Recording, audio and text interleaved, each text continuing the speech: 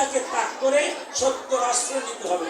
কারণ দ্রোণাচার্য অনেক জ্ঞানী ছিলেন, বিশ্ব অনেক জ্ঞানী ছিলেন, কর্ণ অত বড় দাতা বিশ্ব ব্রহ্মাণ্ডে, যার নিজের পুত্রকে নারায়ণ অতিথি রূপে আসে, নারায়ণ নিজের ছেলেকে কেটে দিয়েছেন, এর চেয়ে বড় দাতা আছে?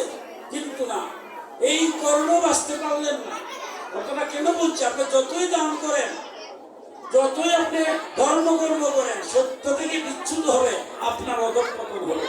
দ্রোণাচার্য, কৃপাচার্য, বিশ্ব, কর্ণ সবের ধ্বংস হয়েছে। তাই ছোটবেলা থেকে যাহা সত্য তাকে আমরা ধরবো, যাহা অসত্য তাকে আমরা ত্যাগ করবো।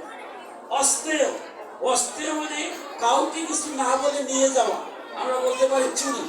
অর্থাৎ যা কিছু কারো কাছ থেকে কিছু নেব, কাউকে জিজ্ঞাসা না করে তার কোনো জিনিস আমরা নেব।